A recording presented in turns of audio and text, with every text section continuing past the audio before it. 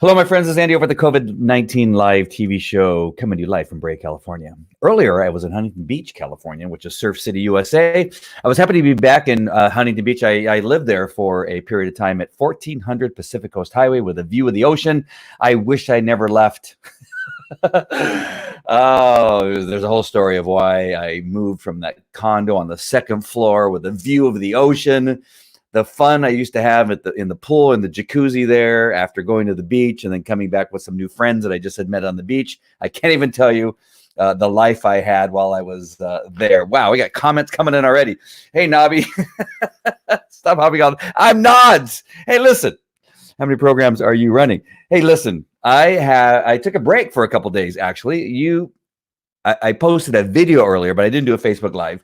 But I took a couple days off. Today, I was going to take the entire day off, but something happened just a little while ago, and that's the reason I decided to come on, because I wanted to come on while it was fresh on my mind. So, Nobby, I literally, what's going on with my lower third there? Why am I seeing? Oh, I see why. Hold on, let me fix this. I got to fix this because it looks really odd down there. There we go. I have my name up there twice.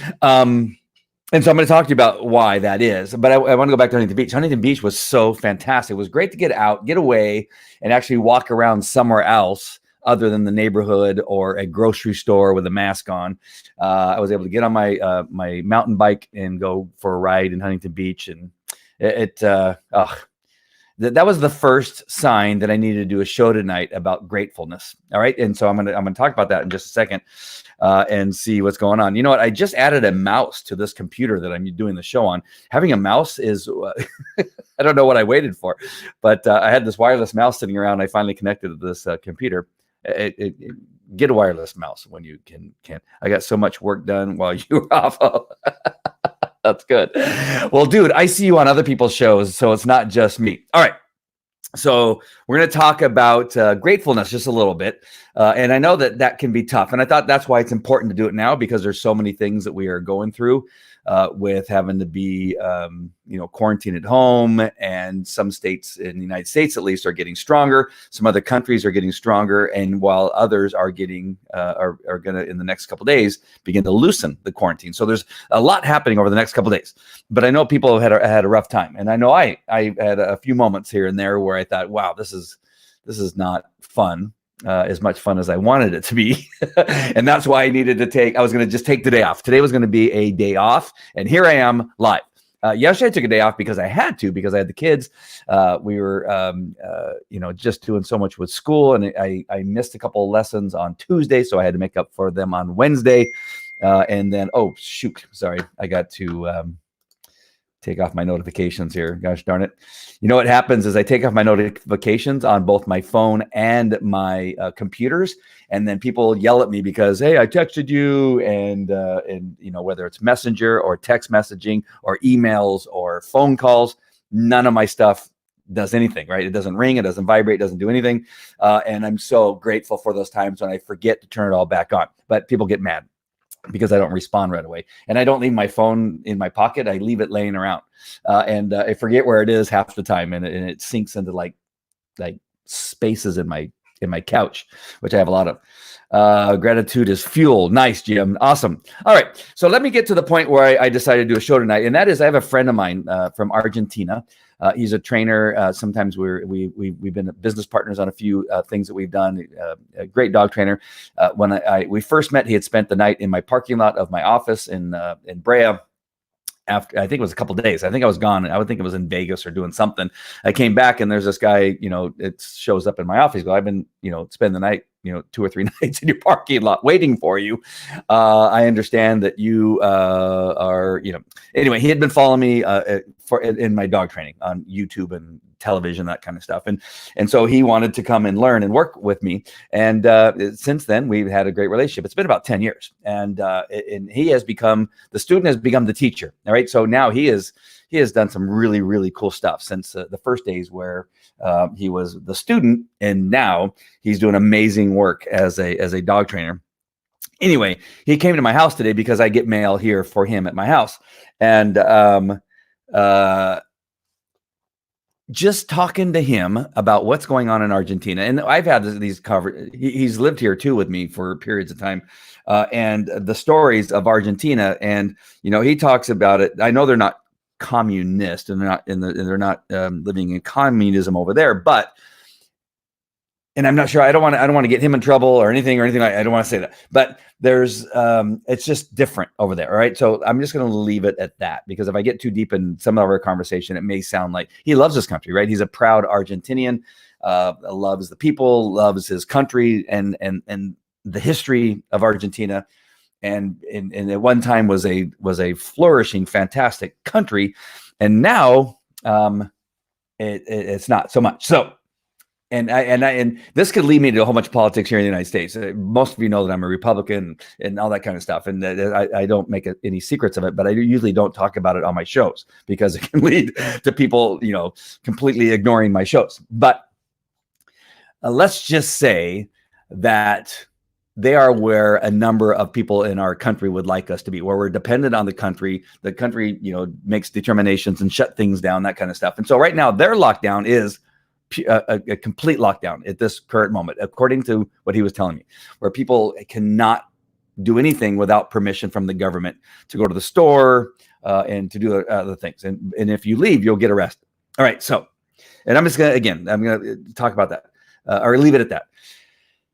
And then he says, all right, but people that are either the elderly or jobless, which he goes, it's better to not have a job in Argentina because the government then subsidizes you. They give you money, give you places to live, and there's no homeless because the government, if you don't work, will make sure that you have everything you need. He goes, it's better to not be motivated to work and to be jobless than it is to have a job. Because if you have a job now, you're in this other place where people don't like you because now you are at this other thing, right? And so, and you're looked upon as being, holding down, it's like capitalism is a bad thing, right? So if you're a capitalist, it's bad, and you're looked down upon because you're a capitalist. But if you're jobless, then everybody wants to raise you up and take care of you, and it's much better. So what happened was they closed all their banks for a period of time, and they decided on one day they were going to open up their banks, remembering that they shut down the company and said, you can't leave because of COVID-19. You can't, be in, places where, people are gathering. None of that stuff can happen. But then they decided to open the bank up for one day so that people that are elderly and that are jobless can go get money in the bank. He goes, well, they opened up the banks and nobody thought through that when you open up the banks for one day for the thousands, the hundreds of thousands of people that needed money, go, well, this is the one day I got to go to the bank. And he goes, and it was people were like everywhere, like pushed up against each other. Like it was, it was like, and I said, well, didn't they know that was going to happen? Didn't somebody say, hey, if we open up the banks for one day for hundreds of thousands of people in our country, it's going to cause problems, right? He goes, no, they don't think like that they're all friends, right? And so a friend just talks to a friend. Nobody talks to any experts. Nobody just says, hey, what do you think? Should we? And then everybody goes, yeah, let's just open up the bank for one day. And then everybody will come in. It'll be nice. It'll be cool. But then they have hundreds of thousands of people gathering all together. And he goes, but it's just the opposite of what they were trying to do. They say you can't leave anywhere and be in places where you're going to be close to somebody or you'll be arrested. But yet they opened the banks for one day, and everybody who is poor and who is elderly, the people that are most affected, right, go to a bank, and now they're surrounded by a bunch of young people who don't have a job because, they just don't want to work, right? They go, I'd rather not have a job where the government gives me everything. And so you have hundreds of thousands of people mixed in with elderly people who are the most, at most, the danger of giving COVID-19. All right, I tell you that story because that's not the only story he told me, right? There's other things that he talked about. That he has his rent is $50, right, for an apartment, and that sounds great. He goes, but it's $50, right? For what do you get for $50? He goes, that's in a nice neighborhood, but again, you don't want to be able to afford more than that, because if you afford more than that, then you're looked upon as being negative. And so we had all these conversations, again, without going too far, and it really makes you appreciate. Now, if you don't like United States of America. You could be living like on Nabi in Australia or other countries, and I'm not putting your countries down at all. Of course, you know that, because I've never lived in your country. I have no idea.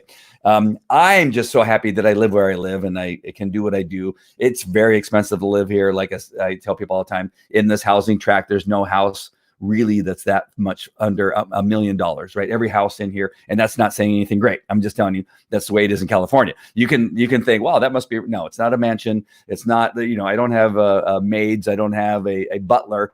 It is a single story house with 3 bedrooms, 2 baths.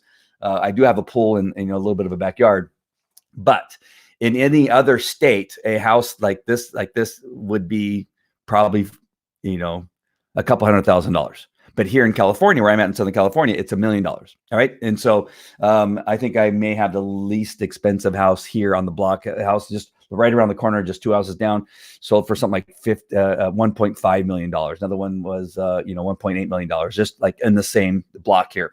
So that sounds like a big difference, right? You can live in Argentina and pay $50 a month, or live here in the United States and be forced to try to afford something that's in $1 million.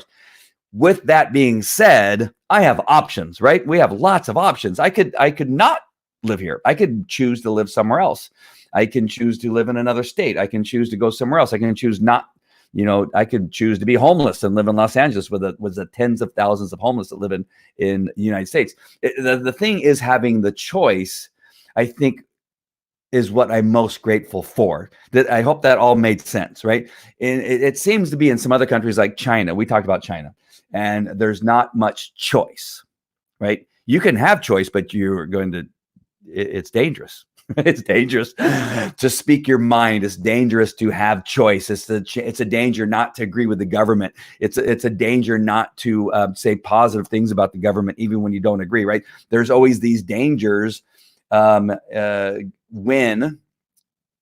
there's not capitalism, when there's not freedom to say what you want, to not be able to protest a governor because they feel that the restrictions they put on their citizens is too strong.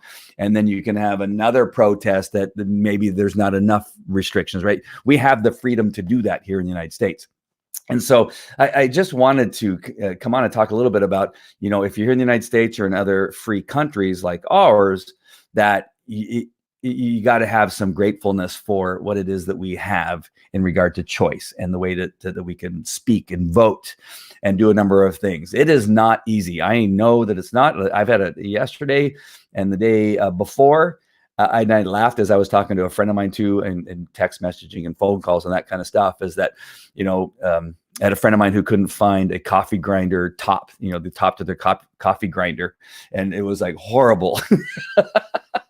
And I agree. Sometimes if you're a coffee lover and right now you have a bunch of coffee beans and you're having to, take a spoon and crush your own coffee, that is, it's not fun.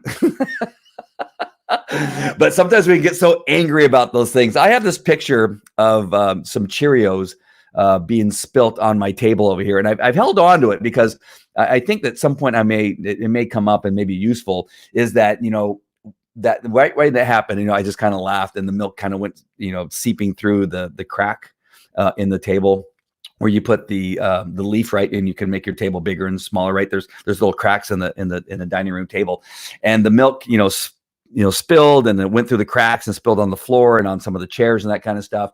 And it was out of silliness, right? I think one of the kids moved their elbow or was playing around and did something and caused it to fall.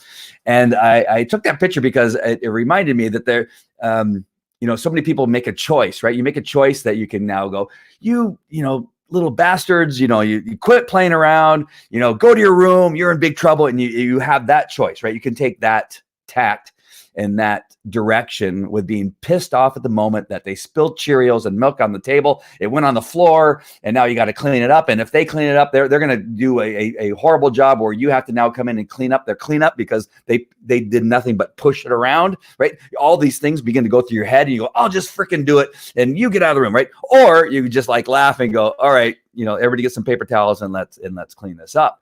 And so we have these choices throughout our day to decide, we happen to live in, and again, I'm speaking about the United States of America. And again, because I'm doing that, I don't want anybody that's living in another country to think that I'm talking poorly about their country. But, we are, even in the worst of times, we're still fortunate to live where we are and to have the things available to us. Some of the best healthcare in on the planet here is in the United States. Other countries have great health care too. I understand that, but I feel so fortunate. I'm going to be interviewing a friend of mine who is an emergency room doctor, one of the smartest people I know, Amanda, and we're going to be talking and interviewing her about her experiences during this COVID-19, what's been going on and what she thinks for the future. Again, very smart. You will love her. I've known her for a few years now. I cannot wait to interview her. And just knowing her, knowing that she is here and available for people just makes me happy. That I really feel like our healthcare, our doctors, our nurses, anybody involved in the medical field right now, for the most part, again, there's some quacks. Don't get me wrong, but we have some of the smartest people, and we are so fortunate to live where we are living right now in this pandemic, in this time. We are so fortunate that we have the internet, and we have companies like StreamYard, smart people like Dan and Gage at StreamYard, who are able to make a product that just simply works, and it's allowing me to speak to you and talk about the silliness of some things from time to time and talk about that kind of stuff. I think about the fact that we have computers, the day and age that we are in right now, that we have these computers, we have Zoom, right? We have education. Yesterday I could be so frustrated that I cannot do 5th grade math. Are you kidding me? My 5th grader comes to me and says, "Dad, I'm having a problem with this problem." And I look, it looks like I'm trying to read Chinese script. That's how foreign it is to me, right? And that yet I could not answer that problem. I put the problem out on the Facebook. A couple of people came up with some different things and that kind of stuff. She was able to get on the Zoom with her teacher and actually be able to solve that problem. The fact that we can do that today is amazing, right? And so we got to sit back sometimes, and in our frustration of spilt milk and Cheerios. Now, it wasn't even Cheerios. What was it? Fruit Loops. I mean, even worse, right? People are going to say, "You feed your kids Fruit Loops?" Yeah. I gave my kids Hot Pockets the other day, just so you know, because I'm so exhausted from, Hot Pockets it's going to be a gourmet meal. I'm feeding my kids Hot Pockets. Yeah, I know it's horrible. I know that there's preservatives. I know. Get off my back. But understanding that with all of this going on, that we have the options that we have the ability to do so many stinking things, that we have UPS drivers like Valerie that is able to deliver stuff in a day for the most part. I know it's more difficult today, but even then, do you remember when you'd mail a letter and it would be a week before the person you intended to get that letter got that letter? Now we can get things to people in the same day they order. At least we were prior to the pandemic, and I'm sure that still can happen with some things. But the fact that now we're complaining that it takes us 2 days or maybe 4 days to get something where before you take a day, like, oh my gosh, I can't believe it's going to take 4 days for us to get ink for my printer, to get my new iPod, AirPods. It's going to take me 5 days to get my AirPods. Are you freaking kidding me? I cannot wait 5 days. How stupid is this? That sometimes our internet isn't working fast enough, and we can complain about that. And so I want to come on. Again, when I hear stories, and I know I went way too far with this whole stuff, but when I listen to somebody like Aldo, who is a great, great friend, who, we don't see each other enough now because we seem to have these separate worlds that we are involved in, that he tells me a story about what's going on in Argentina, a completely different country that has the mindset of some of the people here in the United States that, we want more government, we want more involvement. We shouldn't open up the country, until next year, because we'll never know if we die from the COVID-19. There's a number of people that I've seen talk about that we need to wait like 6 months. We cannot wait 6 months to open up the economy. Are you kidding me?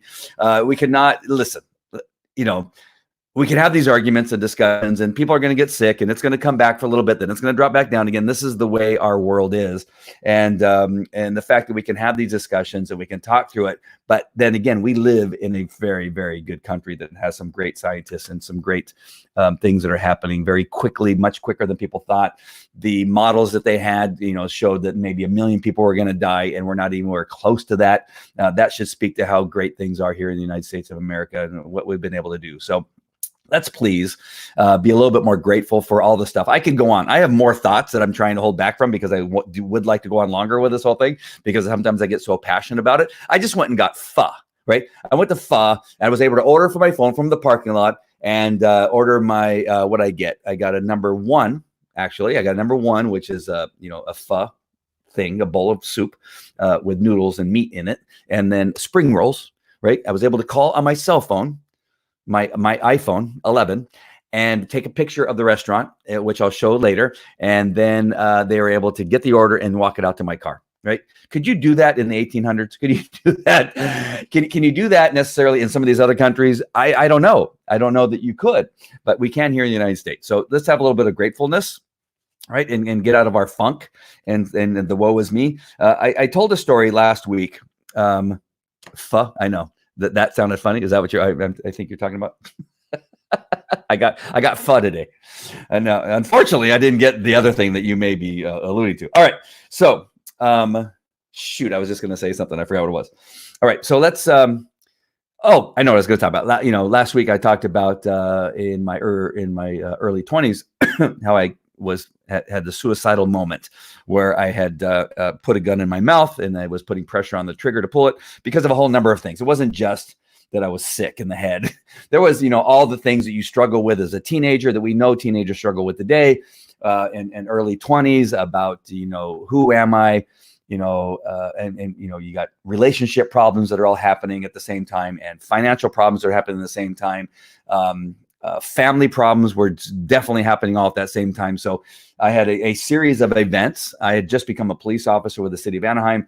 I had already witnessed a suicide where somebody committed suicide right in front of me, and some other stuff, right? So you got that. You got a relationship that went sour where my ex-girlfriend was cheating on me, and then problems with the family, all kinds. So you take all these things, they start to compound, and you get sad for yourself, right? You start feeling sorry for yourself. And sometimes the timing was beautiful for me that I looked on the TV while I was laying on a water bed in a very nice home in La Mirada, California, with heating and air conditioning, a jacuzzi outside that I could go in anytime I want, with a full refrigerator. And on the television at the moment that I had this gun in my mouth, I see children from Ethiopia. And Sally Struthers is talking about how these children, all they get is rice.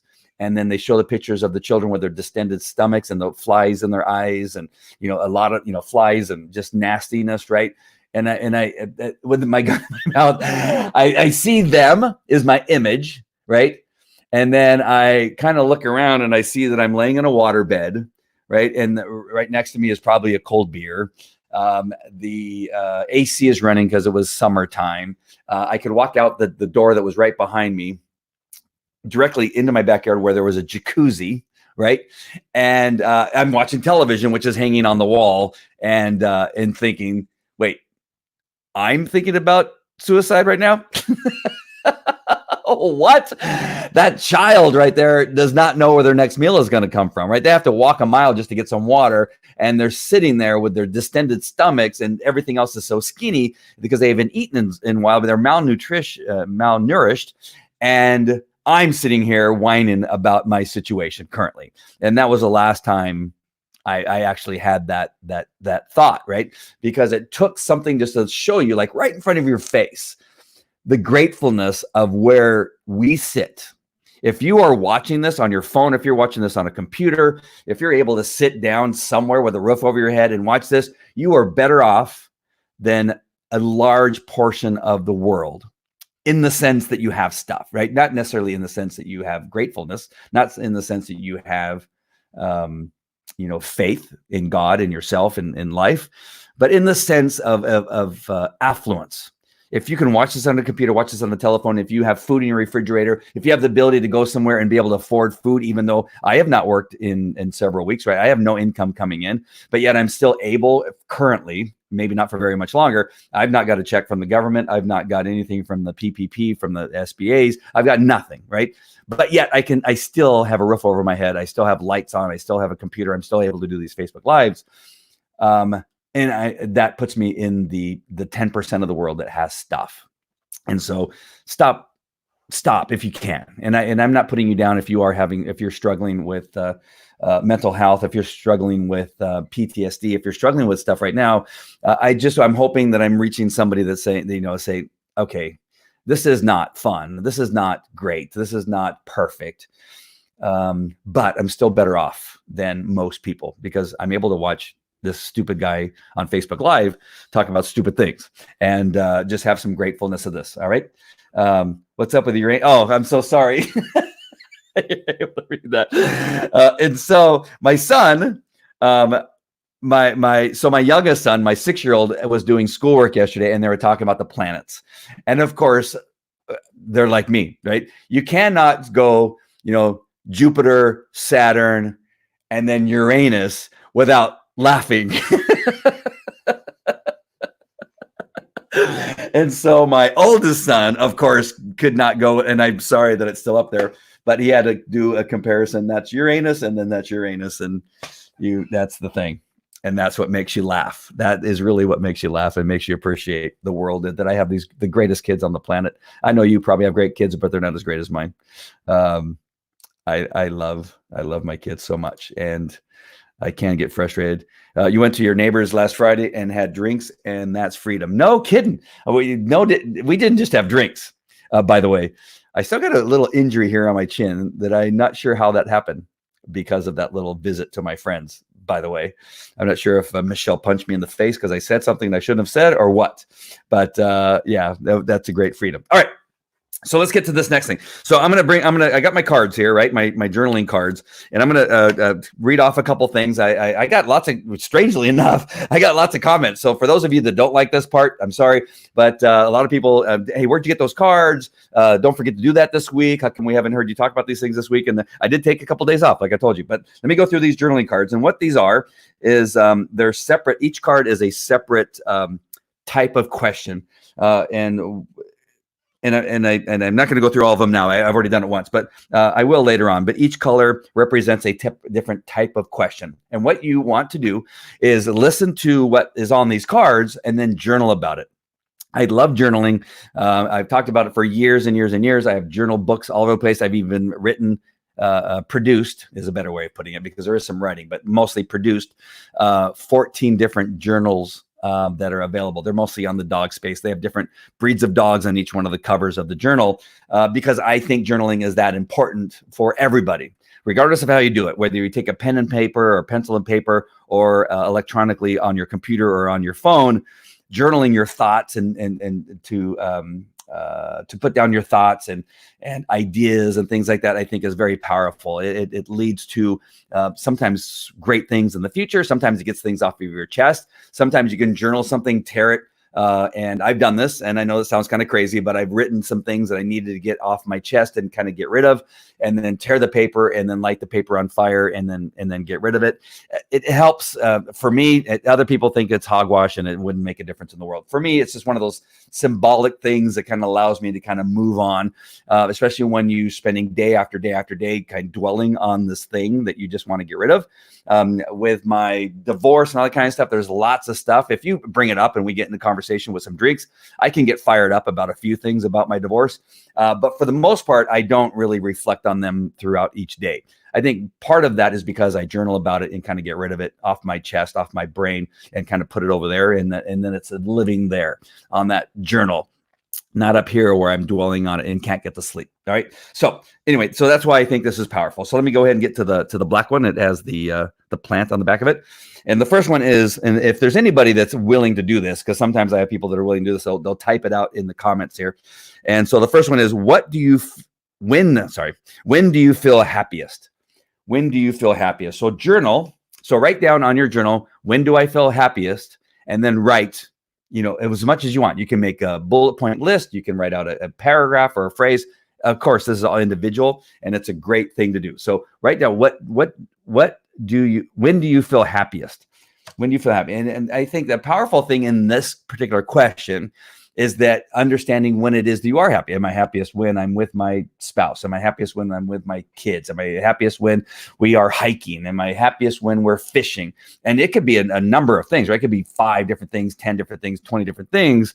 And it's always remembering now, maybe by journaling, remembering to do those things. Because what can happen, I think, is that we get stuck in our life and we don't do those things. We can get busy in work. When things open back up, we're going to be hell bent to recoup some of the income that we've lost, right? And we're going to kind of get engrossed and become, some of us, not everybody, but some of us become workaholics because we want to get back to work so badly that now we're pitching to everybody. We're trying to get people, if you're a publisher, you're trying to get people to write books so that you can mentor them, and you're going to get over your head.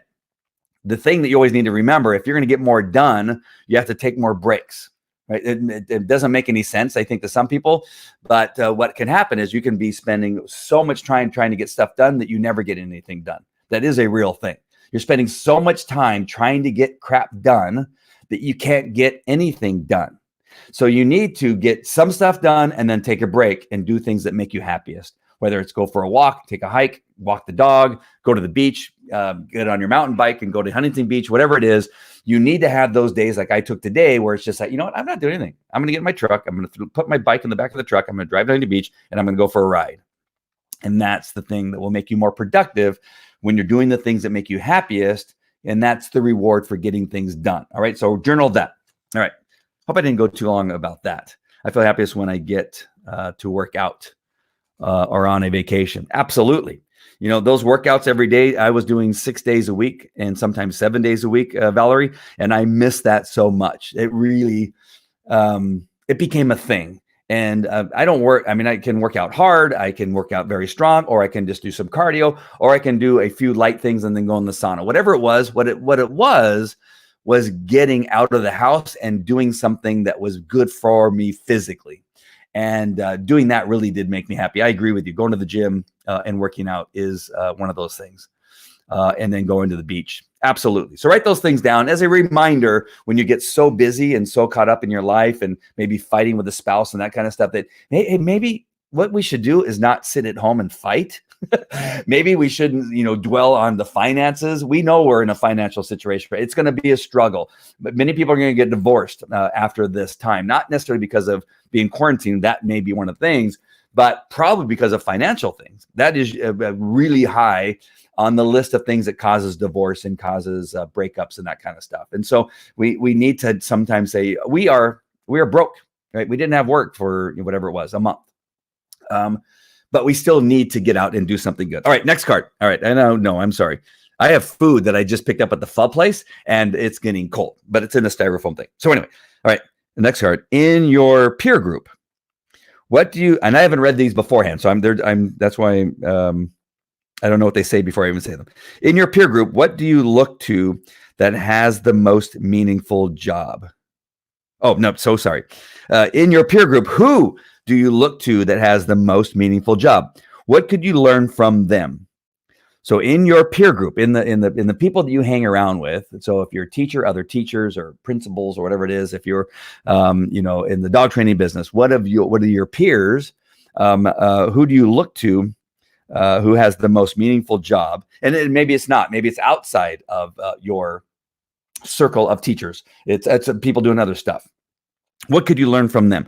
And I think this is a great question to journal on, because there could be people that are in some other form of business that whatever they know may help you in your current form of business, right? And so and this is a really good wide open question, I think, that allows you to look at other people in your circle. So I would probably look more to, now that I'm thinking through this card, is it looking through the people that are in my church small group. I have a lot of entrepreneurs, people that are either, I have somebody that owns a printing business. I have somebody who owns a fingerprint business that does business with the government. I have other people that are attorneys and have other businesses, import, export, that kind of stuff. And that would be a great place to go and look at what do they have going on and what is it that I admire about what they have going on and what could I learn from them that would make me better at the businesses that I run. What is it that they do as far as maybe hiring, firing, accounting, their work process? What processes do they use that I could utilize? And so that would be a great thing for you to journal about that. And that has to do with education. I can see that on the back. Do you see the little emblem on the back? So this is a blue card, which is an educational card. All right, next one. This one is a heart on it. So I'm guessing it has to do with relationships. Describe your ideal. That's what it says.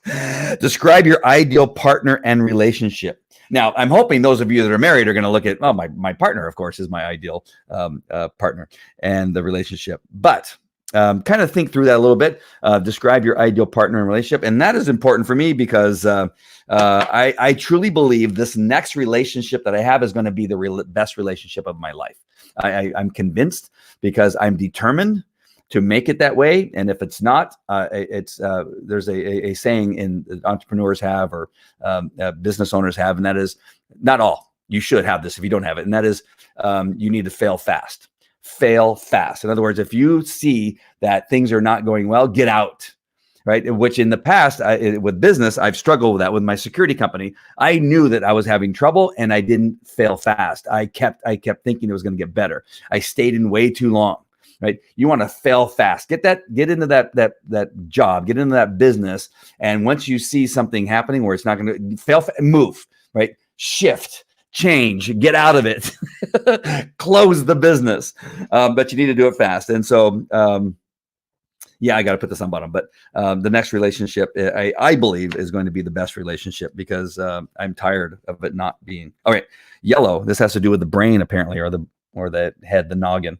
And it says, what are 5 to 10 accomplishments that you're really proud of?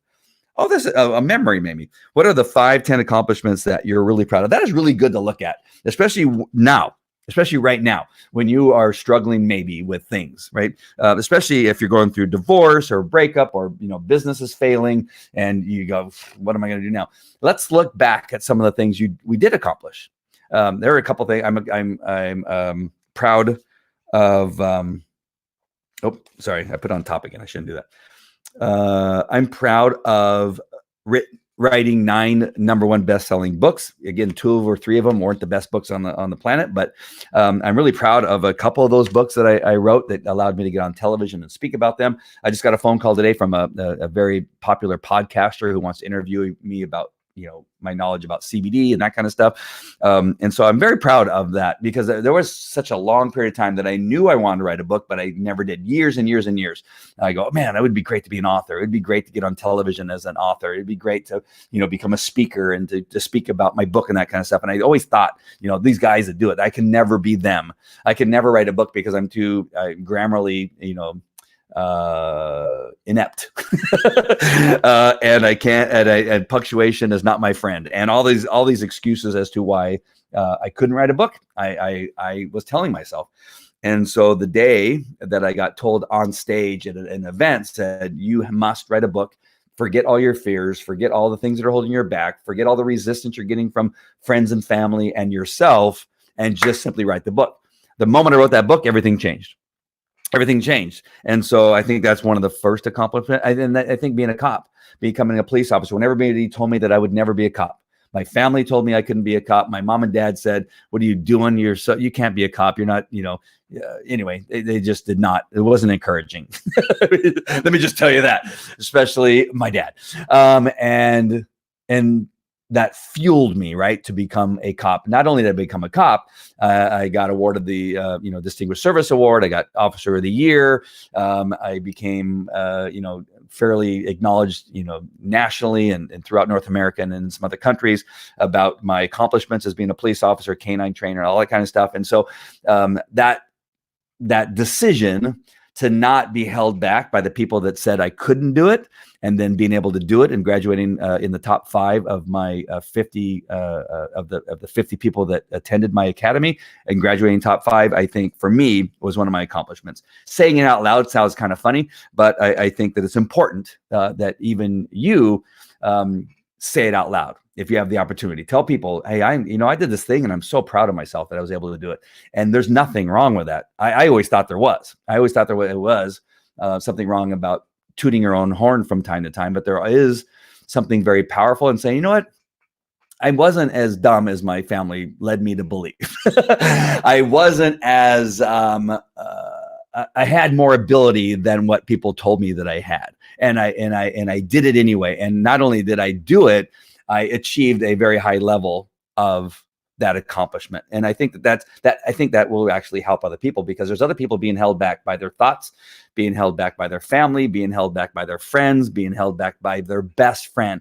Some of the people that will not encourage you or will hold you back are the people that seem to be the people that are your family and the people that say they love you.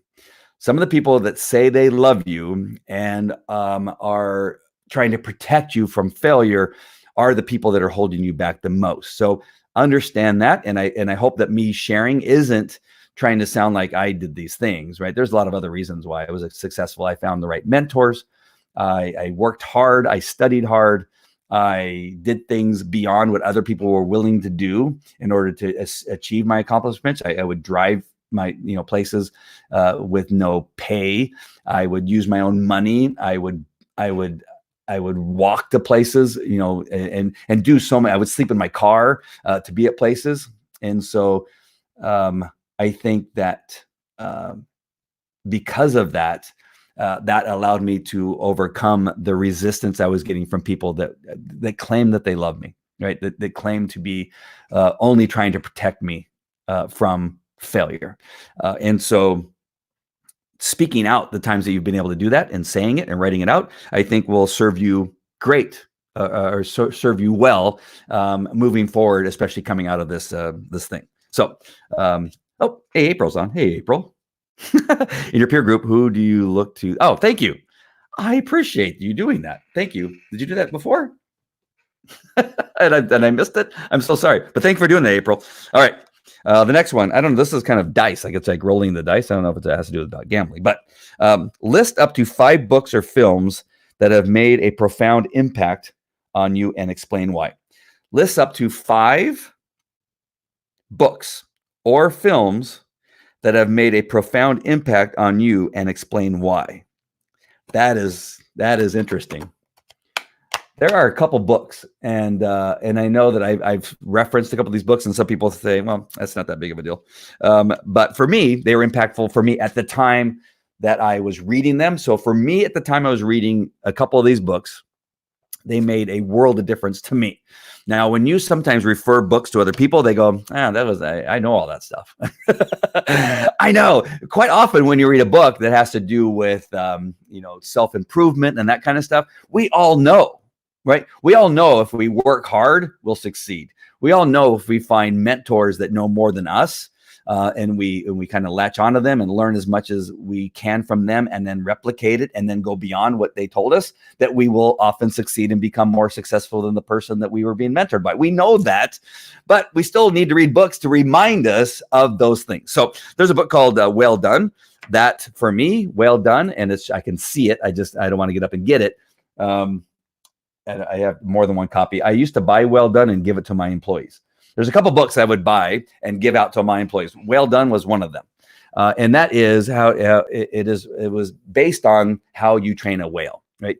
You can't put a choke chain or a pinch collar on a whale and then give them a correction and tell them no for doing something bad and then reward them for doing something good. It's just impossible. You have to literally wait for them to do the thing you want them to do and then give them the fish. You also have to blow a whistle to signal that thing that they did, and then associate the whistle with the fish. So at first you have to marry the whistle and the fish together. And then once you've married those two together, when you blow the whistle, it's the promise of the fish. And so you have to do all those steps, and then you have to wait for them to do the thing you want. So if you're trying to get a fish to jump out of the water, you have to wait until they come to the surface of the water, blow the whistle, and then give them the fish. Right? The first time that they get out of the water, you blow the whistle and they go, well, that was funny. When I'm swimming down here, there's no whistle, but when I stick my fin, my dorsal fin, is that the thing on top? I always forget what it's called. Out of the water, you blow the whistle and they give me a fish. And so the next time the whale goes, I'm going to see if I can get another fish. And they put dorsal fin out, and I think it's dorsal fin, out of the water, and you blow the whistle and they go, look at that. I just do this. They blow the whistle. They give me a fish, right? And so now the whale wants to repeat that. And so you're waiting around until the whale does that. And so at some point, once the whale gets good at sticking his fin out of the water, then you stop blowing the whistle. And now the whale goes to the surface and goes, oh, what happened? I didn't get it. And the whale goes, did you not see? Did you not see I stick my fin out of the water? Did you not see that? And now the whale goes, all right, I'm really gonna stick it out. And so now the whale comes out of the water even more, and then you blow the whistle. So you have to be very good as a trainer to notice when the whale goes above and beyond when you're trying to shape a behavior of jumping out of the water, and then blow the whistle. And then eventually you get to the point where now you make the whale jump out of the water for the fish, and now you have a whale that's jumping out of the water. That is the base of the thing. So what's this book about? So what it's teaching you is that now you need, in some cases with certain people, and it's been very effective with my kids, especially a couple of them where discipline and punishment is not necessarily motivating them, where I have to now look for opportunities to reward them. And that is really my 12-year-old daughter, right? I now have to look for those things and be more patient for the moments that she shows me something positive that I can reward her for. So as opposed to my 13-year-old son, where punishment solves everything, right? If I take away something, or if I, give him a look, like I can just give my son a look and that stops it. And that's all I need to do. With my daughter, I can give her the ugliest look on the planet. I can smack her in the face. I can punch her in the face. It won't change her behavior. But the fact that I notice good behavior has now made a world of difference. And that's that book. And I'm sorry, again, I'm going on a long time, but for me, Whale Done has been that thing. Did I know that ahead of time? Yes, because I've been a dog trainer for 30 years, right? So I know that rewarding good behavior is a faster way to succeed with many dogs than it is to punish bad behavior. So learning when and where to use positive reinforcement as opposed to punishment, and doing it well with certain people and certain personality types has been huge for me, especially when it comes to being a parent. All right. So that book, Well Done, and I know that I've talked about it a lot, and some people say, big deal, I already know this, is, to some people not a big deal, but for me, it's been very shaping. Another one is, and I can't think of the name of it, the art of self-deception. Hold on. Somebody find it for me. The self-deception. It's something about self-deception. It was not written by one single person. It was written by a team of people. Self-deception. Leadership and Self-Deception. That's what it's called. Leadership. There's two books, Leadership and Self-Deception, and then The Heart of Something Else. They have two books. Read them both. The Leadership and Self-Deception is an amazing book for me. Again, other people, this is another book I bought for all my employees. It is a fantastic book. And if you've not read it, I was told to read it by a captain at the police department. Fantastic book. I loved it. Again, some of you are going to get it and go, why did I waste my money on this $14.99?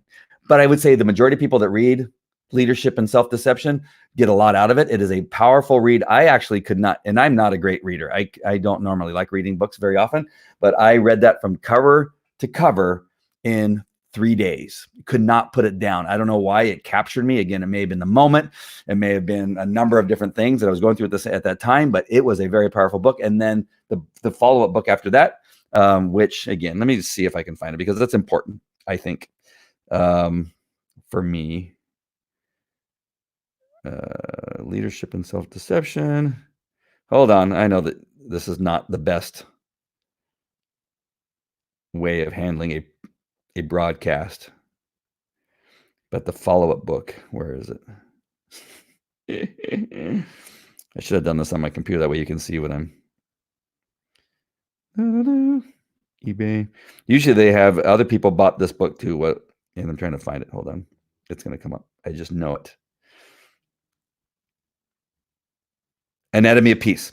The Anatomy of Peace. So you got the Leadership and Self-Deception. I don't know why I keep throwing the art in there. Leadership and Self-Deception. And then the follow-up is The Anatomy of Peace. Anatomy of Peace. Both great books. Some of you will not be able to put them down. I think The Anatomy of Peace was even better, but you have to read, for me, you have to read Leadership and Self-Deception first, and then The Anatomy of Peace. Those two books right there have changed my life. Wow, I went a really long time with that. How'd this live turn into 49 minutes? All right, the last one, last card, the green card is, I don't know what it is. Oh, it's a world. It's got an earth on there, and I'm not quite sure. So what does It's a world question. What does the world need to know right now? What does the world need to know? Well, that's a big question. That is huge. That's too deep for me right now to even think of something that I could even comment on. What does the world need now? Love, sweet love. The world needs now. All right. So sorry. Everybody just tuned off. All the people that were watching. So that is the thing. One of the things that I want to make sure and talk about before I get off here, lately, again, because I have not had a job in, it's been about 3 weeks. I have not had any work. And I laugh about it, but yeah, I have had no income. I did not get a check from the government today. I don't know why, because I did file my 2018 taxes. I haven't filed my 2019. I didn't get a check. But I haven't gotten money back from the government in, I can't tell you how many years. So I think that's why I tried to log on to the irs.gov or whatever it is and stop singing. How dare you? See what I said about family? At least she's being truthful. I mean, at least she's being truthful. Stop singing. That is the truth. I should not be singing whatsoever. Hey, Michelle, whatever, Michelle. I have like, I don't know, 10 Michelle friends. So, and I'll be saying hi to Michelle. Hi, Michelle, whichever the Michelles you are. And Barbara, yes, I will stop singing. I do not have the voice. Although my daughter can sing. My 25-year-old daughter, she can sing. Or 26, she just turned 26. What was I going to say before I sign off here? Yeah, I have not had any work. Everything stopped. All the courts are closed. It's just not fun. And so what I want to do, if you have any inkling to do live streaming, write a book, if you have a desire to put together an online training program, I'm just going to put up a couple links here and I'm just going to show them to you. You can decide whether to get them or not, but that's one of the ways that I do now currently have derived some income. It's through affiliate links and things like that. At least if you try them out, maybe there's something there you can get. Thank you, Barbara. This is my cousin, Barbara Mendez, and my real cousin. So I got my cousin Tony, who's my actual cousin, and Barbara, who is his wife, and so she's my cousin too. All right, so a few banners I want to put up really quickly. One of them is if you want to do live streaming, go to getstreamyard.live. It's a great platform. This is the platform I'm using right now. Go to getstreamyard.live and begin doing some of your streaming. There's a free version. If you decide to buy, you will save $10 if you use this link to get in there. And then, of course, it benefits me because I have a relationship with StreamYard now because I love the program. I love the guys that put it together.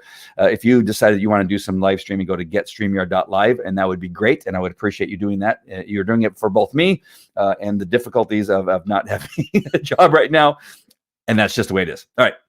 If you are doing live streaming, if you're doing other stuff where you're creating videos, you want to have it repurposed. You want to be able to use that video, put it into something that then transcribes everything and puts it into written words so you can create a white paper or even write a book.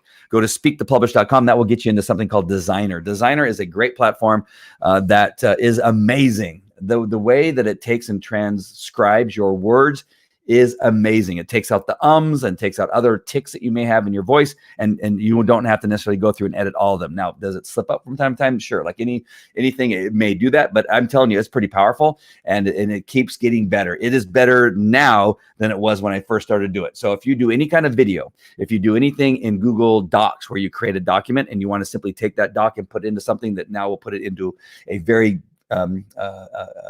good looking white paper format and actually gives you a way to edit it so it looks fantastic. It'll put a cover on there. It'll allow you to put a bio in there and does amazing stuff with even the printed word into a PDF. It also will take your website. You can take your website, take the URL from your website, put it into Designer, and it'll turn it into a book. And it is an amazing platform. If you're not using Designer and you are not repurposing your lives or your other things that you've created, then you're making a huge mistake. Designer is a great platform, and I recommend it to everybody. And it's an amazing platform. So just use this link, speaktopublish.com. Go to speaktopublish.com. That will get you in Designer. And again, you'll get something for using my link. And so will I. All right. If you want to get in and create any online training programs and want a CRM, a CRM is a customer relationship management program where you can get people's names and email addresses. That puts it into a program for you. It gets people off of Facebook. Understand if Facebook goes down or you get suspended or maybe they close your account, you lose everything that's on Facebook. Nothing you put on Facebook is owned by you the minute you put up on Facebook. It's all gone. All your followers, all the people that have liked your stuff that you've built a relationship with is owned by Facebook. You do not own it as long as it's on Facebook. You need to begin to get some of those people off, some of their names and email address so you can stay in contact with them, maybe even their phone number, maybe even their snail mail. And the way you do that is by using something called a CRM, and you can create a landing page. You can take the white paper document that you created using Designer and give it away for free. And the way that people get it is by giving you their name and email address. So you say something like this. The other day, I did a training program using a live stream broadcast that I was broadcasting on YouTube. It was a great program where I was interviewing John Smith, who knows so much about Instagram, and literally the information was powerful. It will change the way you look at Instagram and the way you market on Instagram. If you want that, I pulled down that video, but what I've done is I've put it into a PDF where you can read and actually have a copy of that interview in a PDF format. If you want it, because I pulled it off, it's no longer available, just give me your name and email address. I'll give it to you for free, and I'll send it to your email. And then that's where Kajabi comes in. And so you're going to go to onlinegurudeal.com. People are going to want to get that white paper that you just talked about, that you use Designer to create. And now you're going to get their name and email address, and thereby getting their name and email address off of Facebook so that you can continue to have a relationship with them, even if your Facebook gets shut down, even if you get suspended for 60, 90, 100 and something days because of something you said, which has happened to me, by the way. And again, you lose everything. So it's important to understand that if you are running a business, an online training or an online business, that you need to get people's names and email address, especially those people that are truly interested in what you're doing. All right. So I'm just going to bug you with those things right now. If any of those things make sense to you to use, I would appreciate if you'd use those links. That's the one way that currently that I'm making money, since my other business is completely shut down and nothing is happening. And it's probably not going to happen for a couple of minutes after all this happens, because I happen to be in the legal business, and it's going to take a while for things to get back to where they were before, and some of these cases to come through. So that's the way things roll. All right. Thank you for watching. And I hope you don't mind me coming on just on a whim because of a conversation I had with my friend Aldo Secchi. I did not expect to go at an hour, and I have not even eaten dinner yet. And so thank you for watching, all of you that watched. I won't go through all the names because I always leave out somebody, and I hate hurting people's feelings. But thanks again. I appreciate it. Have a great day, and I will see you on the next broadcast.